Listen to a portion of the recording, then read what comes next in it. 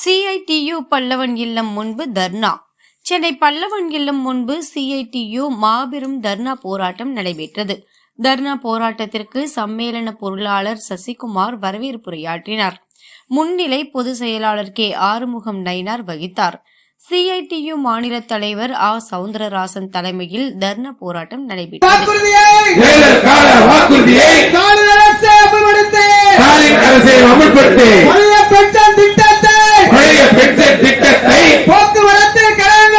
போக்குவரத்து கழகங்களே அனைவருக்கும் அமல்படுத்து. திமுக அரசே விடியல் அரசே. போக்குவரத்து கழகங்களுக்கு வித்தியாச தொகையினை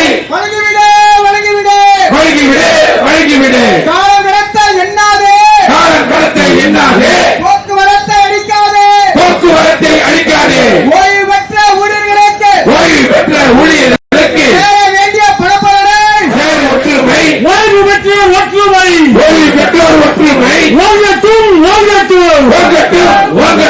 தமிழக அரசை நிர்வாகமே. துவக்க உரையை CITU மாநில செயலாளர் G சுகுமார் பேசினார். அதனைத் தொடர்ந்து CITU தலைவர் சவுந்தரராஜன் பேசினார்.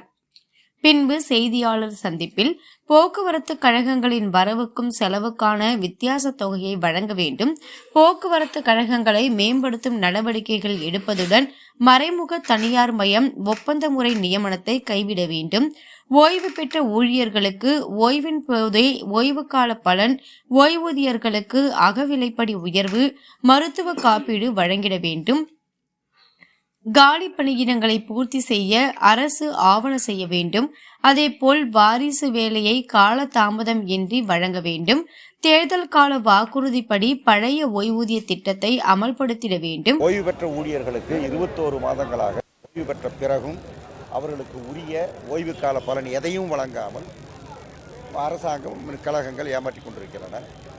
ஓய்வு பெற்ற ஊழியர்களுக்கு 110 மாதங்களாக அவர்களுடைய பஞ்சப்படி நிலுவைத் தொகையை வழங்காமல் அதையும் ஏமாற்றிக் கொண்டிருக்கிறார். ஊதிய ஒப்பந்தத்தை பேசி இறுதிப்படுத்த வேண்டும். இவை அனைத்தையும் அரசு உடனடியாக செய்திட வேண்டும். தவறும் பட்சத்தில் பொங்கல் முடிந்த பின்பு இது சம்பந்தமாக சங்கத்தில் பேசி அடுத்த கட்ட நடவடிக்கை எடுக்கப்படும் என்றார். இன்றைய தர்ணா போராட்டத்தில் சுமார் 8000க்கும் மேற்பட்டோர் கலந்து கொண்டனர்.